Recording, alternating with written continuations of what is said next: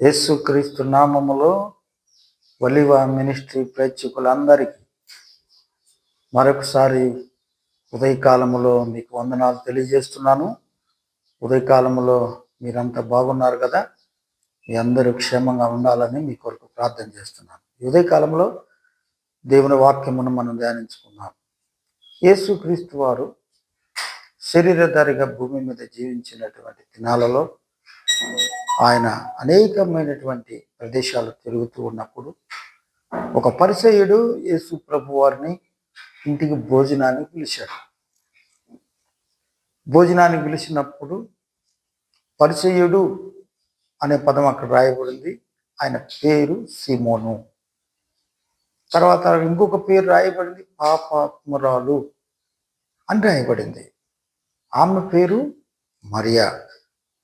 ఇంకొక పేరు ఏమన్నంటే అసలు ఏ ఊర్లో జరిగింది అంటే బెతనియా గ్రామంలో జరిగింది. బెతనియా గ్రామానికి యేసు ప్రభు వారు వచ్చి భోజన పంక్తిని కూర్చున్నప్పుడు అదే గ్రామానికి చెందినటువంటి ఒక స్త్రీ, ఆ గ్రామంలో ఆమె హిస్టరీ చరిత్ర అంతా తెలుసు. అయితే ఆమె పాపాత్మురాలు అనేటువంటి ముద్ర పడిపోయినటువంటి స్త్రీ తను ఏ స్థితిలో ఉన్నదో తన పరిస్థితి అంతటిని కూడా ఆమె ఎరిగి తన పరిస్థితి నుండి విడిపించగలిగిన వ్యక్తి ఎవరు అని తెలుసుకుంది, ఎక్కడున్నాడని తెలుసుకుంది. ఆమెను ఎవరు కూడా ఆ ఇంటికి పిలవలేదు.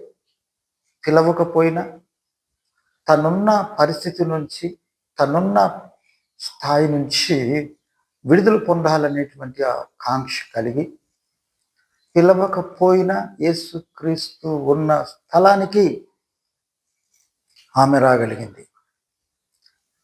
ఉదయకాలంలో గమనించండి, పిలవకపోయినా యేసుక్రీస్తు దగ్గరికి నువ్వు రాగలుగుతున్నావా? నువ్వే స్థితిలో ఉన్నా, నువ్వు ఉన్న పాటున ప్రభు దగ్గరికి వస్తే బాగుంటుంది. ఆ స్త్రీ యొక్క స్థితి పాపస్థితి, భయంకరమైనటువంటి పాపస్థితిలో ఉన్న ఆ స్త్రీ యేసు ప్రభు దగ్గరికి వచ్చింది. తన పాపమును నిమిత్తము పశ్చాత్తాపపడింది.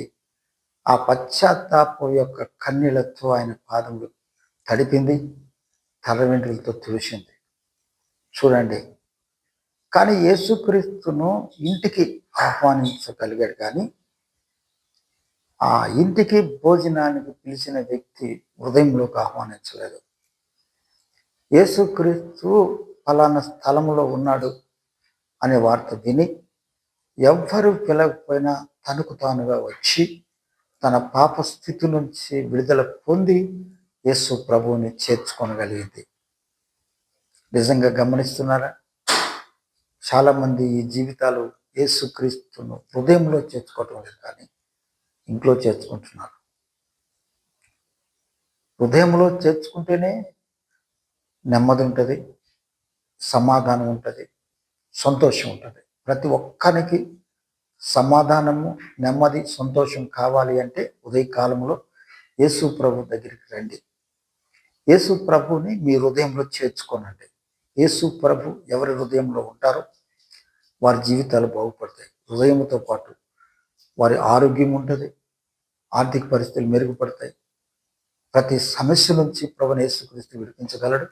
ప్రభుని యేసుక్రీస్తు దగ్గరికి వచ్చి మీరు మేలు పొందాలని మనం చేస్తూ ఉదయకాలంలో మనం చేస్తున్నాం. ప్రార్థన చేసుకున్నాం. పరిశుద్ధమైన తండ్రి, మీ వందనాలు. ఉదయకాలంలో ప్రభువా మీ చేతుల్లో పెడుతున్నాం. ఒలివ మినిస్ట్రీ ప్రేక్షకులందరి కొరకై ప్రార్థిస్తున్నాను. ప్రభు అందరిని దీవించండి, ఆశీర్వదించండి. ఎవరు ఏ పరిస్థితుల్లో ఉన్నారో నాకు తెలియదు, కానీ వారి వారి పరిస్థితులు, వారి వారి ఇబ్బందులు, వారి వారి ఇరుకులన్నిటి నుంచి వారికి విడుదల ప్రసాదించి దీవించమని యేసునామమున వేడుకుంటున్నాము తండ్రి.